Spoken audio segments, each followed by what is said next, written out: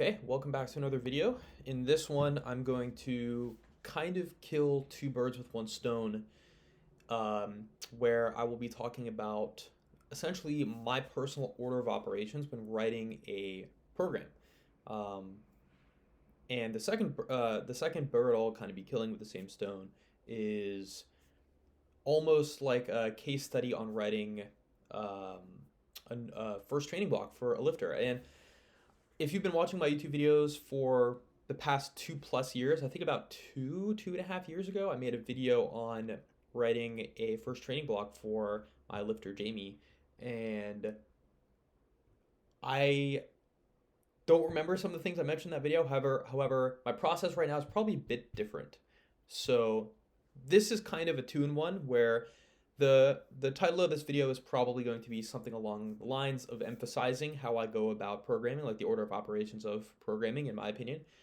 But along the way, you're going to be getting to hear my thought process behind actually writing a new client of mine's first block, essentially.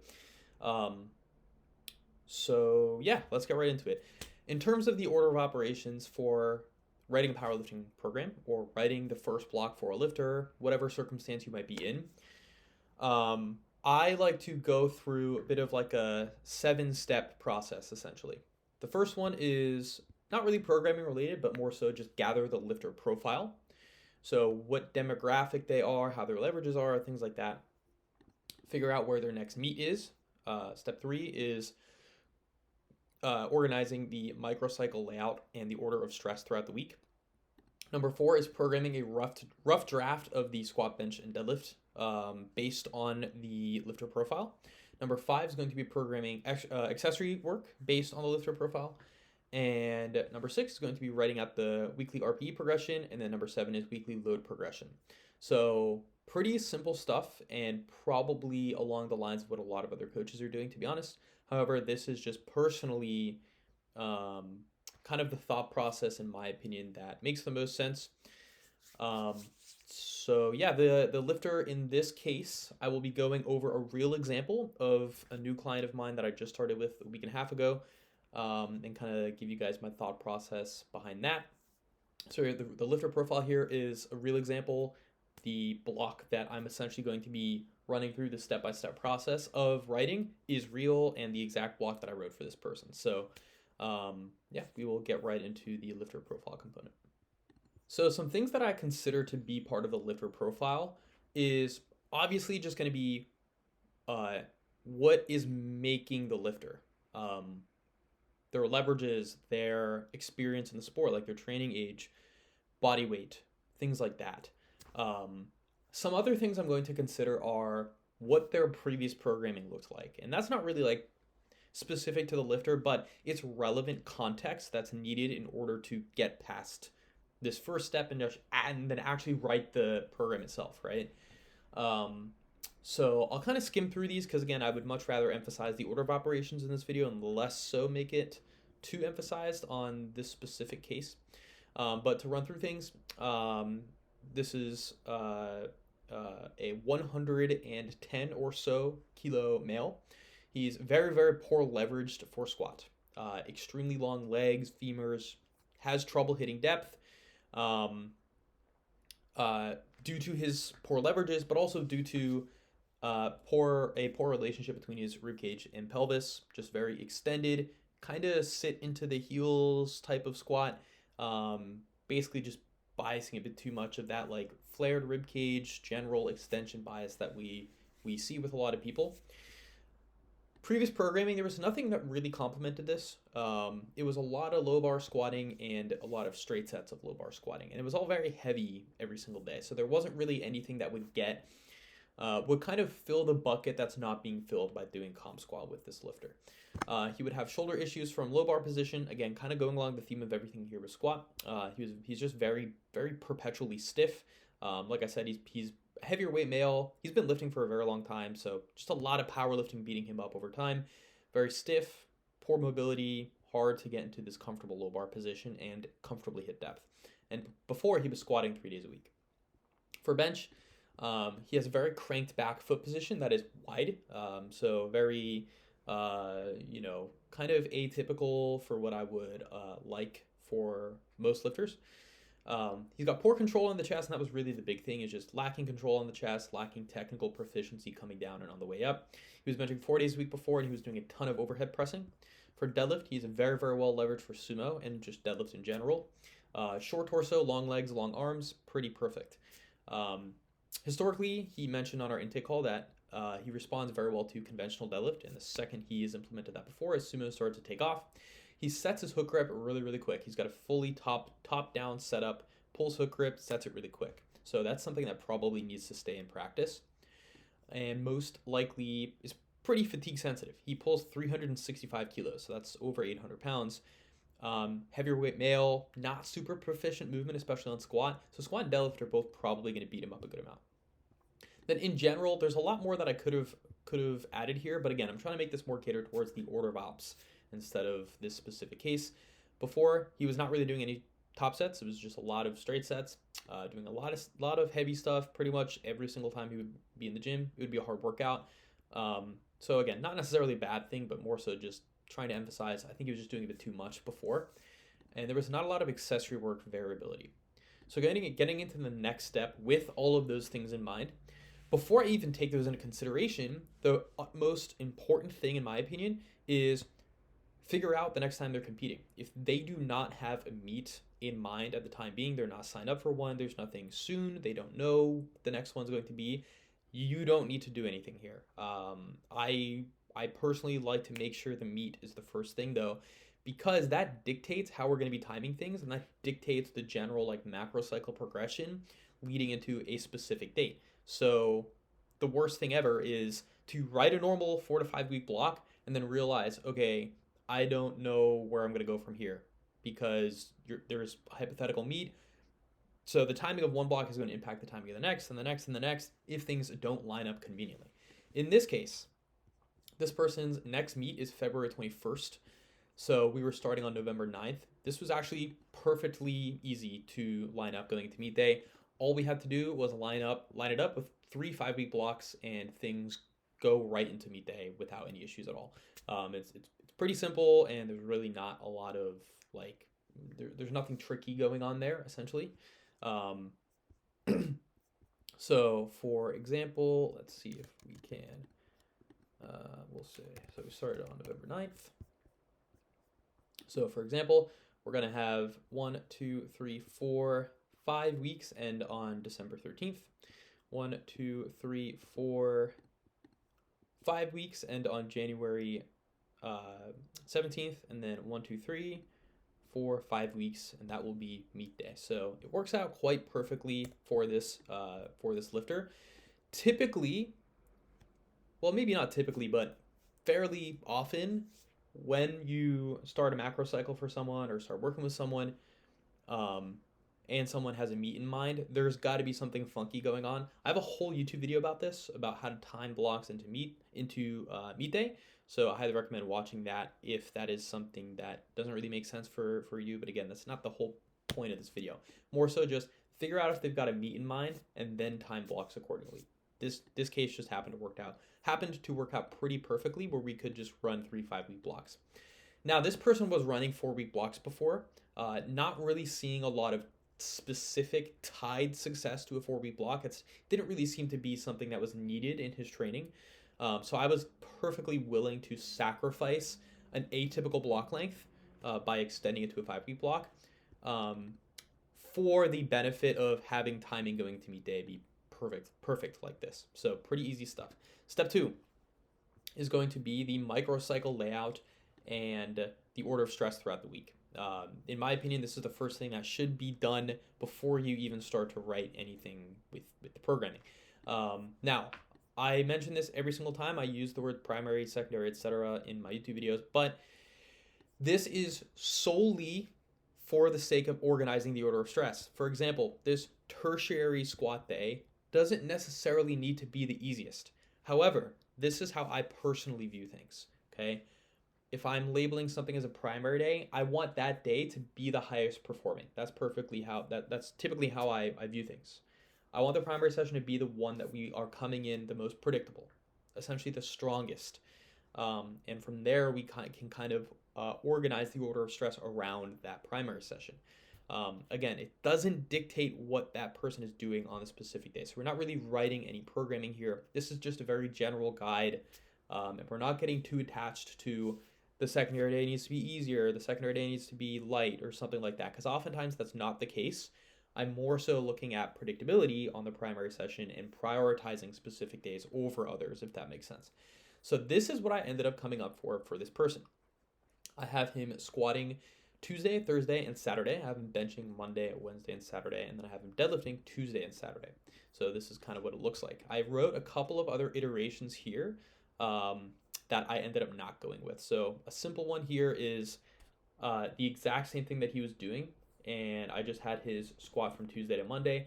I don't want that though, because I definitely do not want him to be doing any kind of low bar squatting or squatting in general probably before his primary deadlift session. So I did not go with this one. Then this one is completely reorganized. Another thing I needed to consider with this person is to make sure he was training 5 days a week. I didn't want him to train 4 days. So I had to spread things out a little bit to make him train 5 days. That was the preference of his. So instead of this layout here, instead of this layout here, the reason I didn't go with this one is for a few reasons. I did not want his two heaviest or higher priority squat days to be within a 3-day gap. Again, I cannot emphasize enough how poorly leveraged he is for squat. And my plan was to have him do low bar squat on both of those days due to all the low bar he was doing prior. So I didn't want him to be doing 2 low bar days in a 3-day span. I could toy around with this a little bit and have him do the secondary on Friday and then the tertiary on Monday or something. But again, that would have him squatting before this Saturday. So again, we can toy around with something this layout to get the squat earlier in the week and the deadlift later in the week. It just didn't really work out in a way that I would have liked. Because again, everything here checks out other than the fact that he's got his secondary 2 days before his primary squat. I wasn't really a big fan of that. And again, we can organize things differently. We can have the primary deadlift here. We can, the primary deadlift here and stuff like that. We can bring the primary squat to Monday, but then he's deadlifting 2 days before the primary squat. So it was just a matter of spreading the squat and deadlift out a bit more. I wasn't getting too attached to which primary lift do I place at the beginning versus the end or anything like that. So what I ended up landing on was this. So that's the third step. The fourth step is essentially just getting into the programming side of things. Starting to write out what I want this lifter to do on each day of the week. And typically what I do is I just write 1 week and then I progress from there. I don't really write out one session throughout the block first. I write the whole week first to kind of see the bigger picture and then organize accessories and the progressions around that. I just find it a lot easier that way. So we are essentially going to be taking the microcycle layout and the order of stress that we have organized in the previous step and starting to actually give the protocol for each of those sessions. So, like I mentioned, I'll go over squat first. He's going to be squatting on Tuesday, Thursday, and Saturday. So, on his Tuesday squat day, I have him taking a low bar top set, which is what he was doing before. So, more so the logic there is just for the sake of similarity and consistency with prior programming. I have him reascending with some high bar work to get him not in a low bar position too much on this day. Get him in the quads, give him some more leg stimulus that he's not getting on low bar on this day, and give him enough high volume work to actually keep fitness high and kind of bridge the gap going from Saturday to Tuesday and then Tuesday to Saturday. Yes, there is a tertiary session in between, but I have it very, very light. So I do want to make sure he's doing enough stuff on this day, and I also don't want it to only be low bar squat, if that makes sense. Deadlift was really, really simple, and something I also want to emphasize during this specific step, don't think too hard. Don't overcomplicate it. There is biases that I think are important to have. There are defaults that I think are important to have. And if you are getting to this step of things where you're writing out the rough draft of squat, bench, deadlift for one specific week, if you're spending too much time doing this, you're going to start to overthink. The whole programming side of things is probably not going to come as naturally to you. In my opinion, honestly, just write stuff down and see if you like the outcome. That's why I like to write the rough draft first, because sometimes I'll stick with the rough draft after I kind of see things come into fruition, after I write the entire week. Then I think about it some more. Maybe I'll change it. Wasn't really a fan of the first rough draft or something like that. But more so, figure out the theme that you want on the session. Don't get too caught up on, do I need sixes or sevens here? Do I need threes or fours here? More so think, where do I want this session to be loaded? The threes and fours, you're probably going to have some pretty heavy weight on the bar, versus the sixes and the sevens, you're probably going to have not as heavy weight on the bar. So think about, how hard do I want this session to be? What goals do I want this session to fulfill technically, or in terms of the stimulus that it's giving the lifter? Don't get over analytical during this step. Cannot emphasize that enough. Like, for example, this top set of low bar here, the goal for this is, I want this person doing a top set of low bar here. I don't want it to be super heavy that it beats him up later in the week going into his primary squat, or even beats him up on this same day going into deadlift. But I also don't want it to be too high rep that movement quality diminishes too much, because that's something he lacks. So I just wanted it something in the mid rep range. So I didn't really think too hard about what number to put for the reps here. I just picked 5 because that kind of is roughly in the middle of where we're looking for. Same thing with the high bar squat. I know I wanted it to be a bit of higher rep stuff.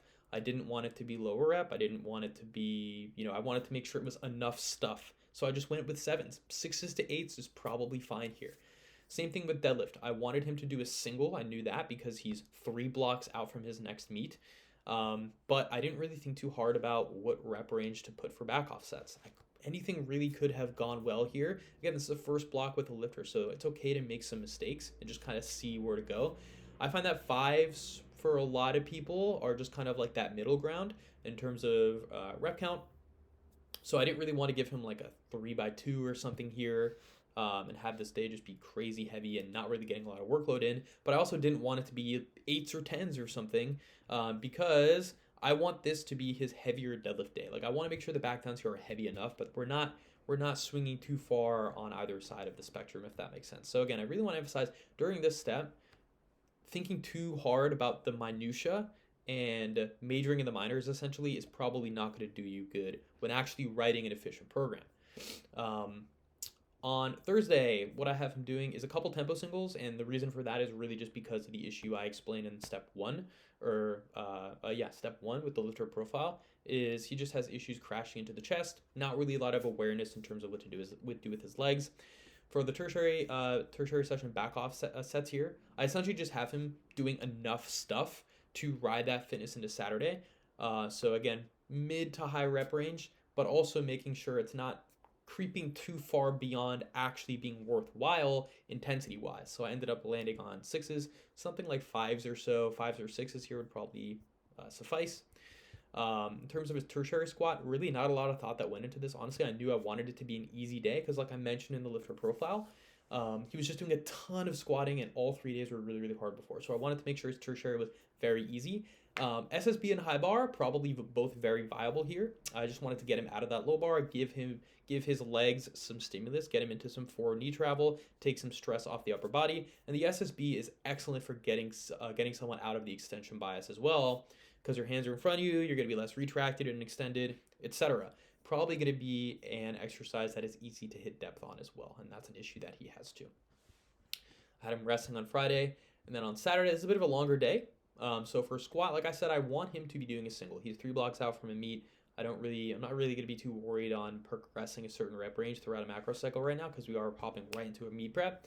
I have him doing a rep set of 4 prior to the single, really just to kind of deprioritize it a little bit and make sure the single's not getting too, we're not overly worrying about the performance of the single quite yet. We are keeping a single in for practice sake and just to actually measure top end strength there, but top set of 4 is just a good way to get some mid to lower rep work in, and placing it before the single is, again, for those aforementioned reasons.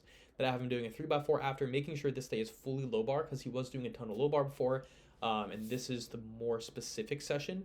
The primary day does not need to be the most specific one. However, in this case, just with all the movement stuff and the technique stuff and the leverage stuff that I mentioned, this is the one day I really want him to be doing all of the low bar, like a lot of the low bar squatting.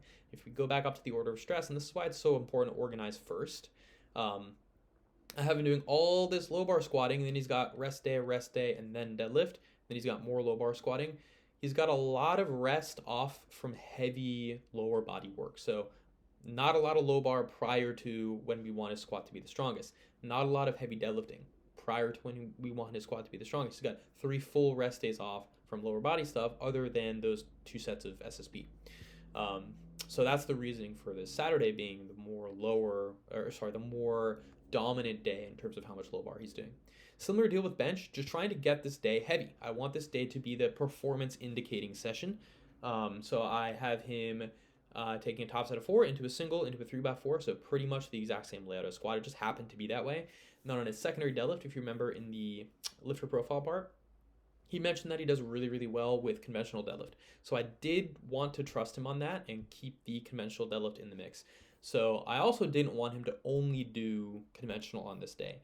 I wanted him to have some kind of practice in with sumo because, again, he is a quick hook grip setter and very well leveraged for the movement, and I was pretty damn certain he could tolerate a second sumo day in general. So what I ended up going with was just paused sumo single and then a 2x8 on conventional deadlift that reascends an RPE. And then back up to Monday, I don't think I mentioned this day, but really the logic here on bench, and this goes back to what I mentioned on that Wednesday session, is I'm not really thinking too hard about what to put on this day. The general themes for his bench were I don't want him to bench 4 days a week. I wanted him to be on 3. He mentioned he felt just constantly beat up on bench, felt like he was doing too much. He had a lot of overhead pressing too. So generally the theme is to do less. But I also want this Monday to be pretty challenging because he's going from Wednesday all the way to Saturday with no benching. We could either put this Wednesday on Thursday, but then that makes him train 4 days a week. So I want to make sure this Wednesday he's doing enough workload and volume to train him into Saturday. But I also want to make sure that this Monday session is stimulating enough so he can kind of get some other dosing of intensity throughout the week. Another viable option is to actually just keep the heavier bench day on Wednesday, bring the tertiary to Monday, something of that nature. I ended up going with the opposite. So again, we're really just looking for a heavy bench day. That's the theme here on this Monday. So I just went with 2 ascending triples and then a 3x5 for back off sets. Okay, next up, once you've got the programming on squat, bench, and deadlift down, we are going to be writing the accessory work per lift. So something I like to do first is honestly just kind of do the exact same thing I just did on squat and deadlift. Organize which body parts are we trying to train, or which muscle groups rather are we trying to train on which days of the week.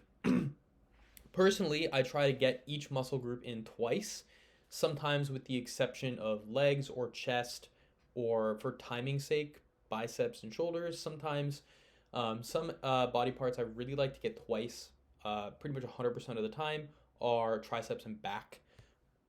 And then the more specific stuff, again, is very lifter contingent, like chest and leg stuff. Some people just can't really tolerate a ton of that, but some people need those muscle groups to grow and are low-hanging fruits to make sure that we're doing those a ton. So for the kind of layout that I like to organize for this person, I have them doing back and triceps on Monday. There are other back days on Thursday, so those are pretty evenly spaced out. Triceps I have on Wednesday and Monday, so again, not as evenly spaced out as we can get, but with triceps, I find that doesn't matter as much. Like arms and shoulders and abs and things like that doesn't really matter as much. Tuesday I have him doing just legs. On Wednesday I have him doing chest, triceps, shoulders. Thursday I have him doing back, biceps, abs. So we got biceps on. I think I just have him doing biceps on one day. I can't remember if I had him doing biceps on Saturday too, and I just didn't write it here. Otherwise, we have him doing weighted dips and hack squat on Saturday too. So everything is pretty evenly spaced out. We've got legs on Tuesday and Saturday, back on Monday, Thursday. Have him doing chest on Wednesday and Saturday. So everything is pretty perfectly, evenly spaced out. So you can see everything here is written in. I personally like to very intentionally write my accessory work. That's not really the point of this video, so I'm not really going to go over a ton of this, but this is essentially the next step after you've got the squat, bench, deadlift programming down. So from there, we've got 2 more. One is to write out the RPE progression behind things. So hopefully you guys can still see this and it's not too zoomed out. But from here, this is where we just take week 1, essentially just copy it into the desired block length. Again, in this case, it was a 5-week block. So make the block X weeks long in terms of what you agreed with yourself on in the beginning of this whole process. And then from there, progress RPE. I personally like to start at the final week and then work backwards. So, for example, secondary bench day, I had him ending at 8 to 8.5 RPE for this top set of 3. I just have him jumping backwards from like 1 RPE or so every single week, and that lands him around the 4 to 5 RPE on week 1. So you can kind of see the process here, really nothing complicated to it. Pick where you want the certain session, hypothetically, and again, it's not fixed, you can just change this as you go, but for now, pick where you want a certain session to end at the final week of the block and work backwards from there. A couple other things to point out here. I do want him pushing a single on all 3 lifts, but I also want to make sure he has a road to travel specifically for next block, because he is 3 blocks out from me. The block after this one is going to be his heaviest block of prep. So I want it to be heavy, but I also want it to be, not grindy to the point that we're kind of gassing ourselves out. You don't really have a lot of road to travel going into the next block. So, for example, I have him ending on like a 8 to 8.5 on deadlift, and then on squat, I have him ending at an 8.5. And then on bench, I have a single around the 8.5 to 9 RPE, and the top set of 4 around the 8.5. So again, it's very heavy stuff, but it's not going to gas him out for another block. And then finally, we're going to complement the RPE work with prescribed load ranges. And again, I have an entire YouTube video running over how to write load ranges for an athlete. I also have a couple Instagram posts on this, but I think I have 1 or 2 YouTube videos on this, so I highly recommend it out. Recommend checking them out. One of them is an entire longer form case study on how I've planned progressions with people, going from the beginning of the block to the end of the block to another macro cycle. And we kind of start to get this really crazy momentum going by specifically planning load ranges. So again, I think the RPE progression should come first, so you have a general idea of which days you want to be more challenging than others, and then how hard you want to push the first block together, or during this specific block in general, or a specific block in general, compared to the weeks leading up to that. I honestly do think a lot of the times you can start with the numbers first if you have a good amount of data on the person, but in my opinion, it's not going to matter too much. I personally write the RPE first. So you can kind of see where I have numbers. These are all purely speculative and based on the 1 max and based on how strong I think he is right now. They can all change. And oftentimes, first block together, the ranges are going to be completely off. They're going to be too light or too heavy. So again, making sure that the athlete is aware of how you personally operate in terms of load ranges and RPE. Maybe you don't use load ranges, maybe you don't use RPE, but it really just depends there. But that's personally how I do things. So the one thing I wanted to emphasize in this step is where I think it's important to write a load range. For myself, I do not want a lifter to be getting virtually any RPE based set without a range. There's going to be some times that I do that, and here is a good example. This Tuesday session for this lifter, I have their top RPE based set of 5 on low bar ranged out, so they have some kind of load guidance there, and they are capped at a number. That top end is a load cap, so it cannot exceed that number. Then I have the final ascending set of high bar ranged out, and what this effectively does is the 2 sets prior are also kind of ranged out a little bit. There's still loading guidance on those 2 sets. So for example, these are all ascending RPE. So knowing the final set of 7 on high bar here is probably going to land in between 182 and 192.5 kilos. The lifter can assume that the prior 2 sets are intended to be lighter. So again, in theory, this entire squat session is kind of ranged out to an extent. On deadlift, we have the single ranged out and then the top set of 5 ranged out, and then these drop-offs are percentage based, so there's a range to accompany everything. Here's an example. I don't use a range. I think this is just a bit easy to, base set on RPE. Sometimes I will write a load range on a session like this, but the ranges here for the tempo single kind of give some degree of guidance for the remaining sets. For the SSB squat, for example, I had the final set ranged out, and that kind of ranges out the preceding sets. going up to the secondary bench, I have this top triple ranged out, which effectively kind of ranges out the set before because it gives an idea of, it should be a bit lighter than this set at this range, and then the rest is percentage based. So it all is strategic in the sense of I want people to have a lot of loading guidance where I feel like it's needed. So the thing I take a look at the most is the RPE based sets that are important and dictate the just kind of parameters of the session on average. That's what I typically like to give loading guidance on. And that's the final step. That's really it. So to kind of recap, what I think is most important to do very first is to get a profile of the lifter, the demographic of the lifter, their training history, things of that nature. Step 2 is to figure out when they're competing next, if they have anything in mind. Next is to write the micro layout in the order of stress, write a rough draft of the squat, bench, deadlift for the respective block, program the accessory work for the lifter on those days, write out the RP progression, and then finally write out the load progression. And that is what I do every single time I write a new block for someone. Obviously, it's going to look a little bit different and not as comprehensive as you have a really good flow going with a lifter and you've been working with them for a long time. Because once you get something really consistent down, there's really not going to be a lot of thinking to do block to block. But yeah, kicking off a first block with someone, I think this is a great way to go about it. And like I said, I just walked you guys through a very recent, real example of a new lifter of mine. So yeah, hope all that makes sense. If you guys have any questions or comments, please message me or leave a comment on the video. And I will see you next time.